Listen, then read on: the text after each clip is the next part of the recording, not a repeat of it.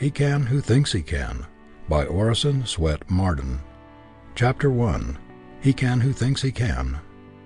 I promised my God I would do it.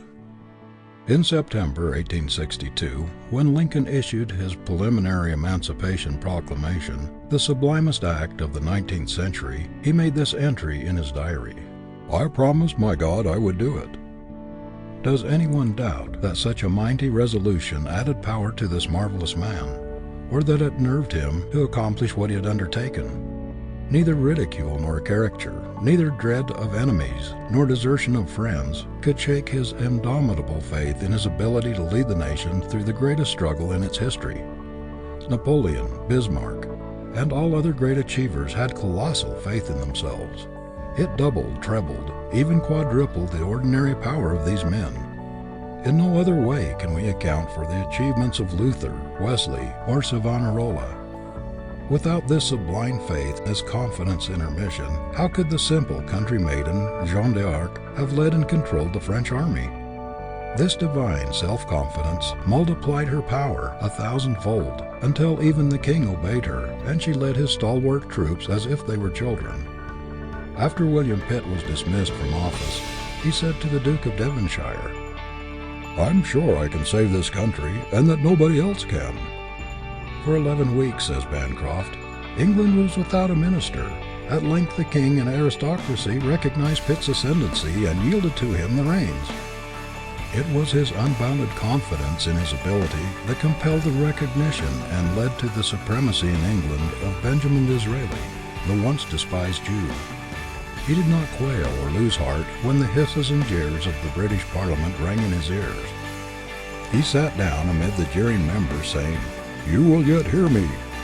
He felt within him the confidence of power that made him Prime Minister of England, and turned sneers and hisses into admiration and applause. Much of President Roosevelt's success has been due to his colossal self-confidence. He believes in Roosevelt as Napoleon believed in Napoleon. There is nothing timid or half-hearted about our great president. He goes at everything with gigantic assurance, with that tremendous confidence which half wins the battle before he begins. It's astonishing how the world makes way for a resolute soul, and how obstacles get out of the path of a determined man who believes in himself. There is no philosophy by which a man can do a thing when he thinks he can't. What can defeat a strong man who believes in himself and cannot be ridiculed down, talked down, or written down? Poverty cannot dishearten him, misfortune deter him, or hardship turn him a hair's breadth from his course. Whatever comes, he keeps his eye on the goal and pushes ahead. What would you think of a young man, ambitious to become a lawyer, who should surround himself with a medical atmosphere and spend his time reading medical books? Do you think he would ever become a great lawyer by following such a course? No, he must put himself in a law atmosphere, go where he can to absorb it and be steeped in it until he is attuned to the legal note. He must be so grafted upon the legal tree that he can feel its sap circulating through him. How long will it take a young man to become successful who puts himself in an atmosphere of failure and remains in it until he is soaked, saturated with the idea? How long will it take a man who depreciates himself, talks failure, thinks failure, walks like a failure, and dresses like a failure, who is always complaining of the insurmountable difficulties in his way, and whose every step is on the road to failure? How long will it take him to arrive at the success goal? Will anyone believe him or expect him to win? The majority of failures begin to deteriorate by doubting or depreciating themselves, or by losing confidence in their own ability. The moment you harbor doubt and begin to lose faith in yourself, you capitulate to the enemy. Every time you acknowledge weakness, inefficiency, or lack of ability, you weaken your self-confidence, and that is to undermine the very foundation of all achievement. So long as you carry around a failure atmosphere and radiate doubt and discouragement, you will be a failure. Turn about face, cut off all currents of failure thoughts, of discouraged thoughts. Boldly face your goal with a stout heart and a determined endeavor, and you will find that things will change for you. But you must see a new world before you can live in it. It is to what you see, to what you believe, to what you struggle incessantly to attain that you will approximate. Trust thyself. Every heart vibrates to that iron string. I know people who have been hunting for months for a situation because they go into an office with the confession of weakness in their very manner. They show their lack of self-confidence. Their prophecy of failure is in their face, in their bearing. They surrender before the battle begins. They are living witnesses against themselves. When you ask a man to give you a position, and he reads this language in your face and manner, "Please give me a position. Do not kick me out. Fate is against me. I am an unlucky dog. I am disheartened. I have lost confidence in myself," he will only have contempt for you. He will say to himself that you are not a man to start with, and he will get rid of you as soon as he can. If you expect to get a position, you must go into an office with the air of a conqueror. You must fling out self-confidence from yourself before you can convince an employer that you are the man he's looking for. You must show by your very presence that you are a man of force, a man who can do things with vigor, cheerfulness, and enthusiasm.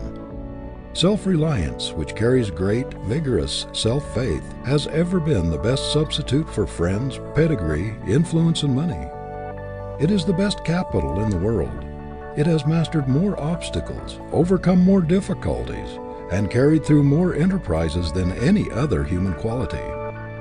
I have interviewed many timid people as to why they let opportunities pass by them that were eagerly seized by others with much less ability. And the answer was invariably a confession like the following. "I have not the courage," said one. "I lack confidence in myself," said another.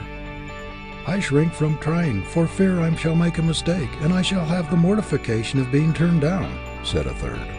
"It would look so cheeky for me to have the nerve to put myself forward," said a fourth. "Oh, I do not think it would be right to seek a place so far above me," said another. "I think I ought to wait until the place seeks me, or I am better prepared." So they run through the whole gamut of self-distrust. This shrinking, this timidity or self-effacement often proves a worse enemy to success than actual incompetence. Take the lantern in hand, and you will always have light enough for your next step, no matter how dark, for the light will move along with you. Do not try to see the long way ahead. One step is enough for me. A physical trainer in one of our girls' colleges says that his first step is to establish the girls in self-confidence, to lead them to think only of the ends to be attained and not of the means. He shows them that the greater power lies behind the muscles, in the mind, and points to the fact so frequently demonstrated that a person in a supreme crisis, as in a fire or other catastrophe, can exert strength out of all proportion to his muscle. He thus helps them get rid of fear and timidity, the great handicaps to achievement. I believe if we had a larger conception of our possibilities, a larger faith in ourselves, we could accomplish infinitely more. And if we only better understood our divinity, we would have this larger faith. We are crippled by the old orthodox idea of man's inferiority. There is no inferiority about the man that God made. The only inferiority in us is what we put into ourselves. What God made is perfect. The trouble is that most of us are but a burlesque of the man God patterned and intended. A Harvard graduate, who has been out of college a number of years, writes that because of his lack of self-confidence, he has never earned more than $12 a week. A graduate of Princeton tells us that except for a brief period, he has never been able to earn more than $1 a day. These men do not dare to assume responsibility. Their timidity and want of faith in themselves destroy their efficiency. The great trouble with many of us is that we do not believe enough in ourselves. We do not realize our power. Man was made to hold up his head and carry himself like a conqueror, not like a slave, as a success, not as a failure, to assert his God-given birthright. Self-depreciation is a crime. If you would be superior, you must hold the thought of superiority constantly in the mind. A singularly modest man of so retiring a disposition that at one time he did not show half of his great ability, whose shrinking nature and real talent for self-abasement had actually given him an inferior appearance, told me one day how he had encountered this tendency toward self-depreciation.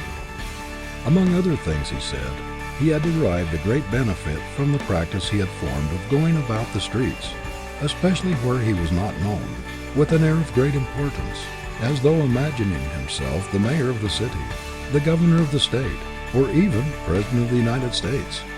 By merely looking as though he expected everybody to recognize that he must be a person of note, he changed not only his appearance, but also his convictions. It raised him immeasurably in his own estimation. It had a marked effect upon his whole character. Where once he walked through the streets shrinking from the gaze of others and dreading their scrutiny, he now boldly invites, even demands, attention by his evident superiority, for he has the appearance of one whom people would like to know.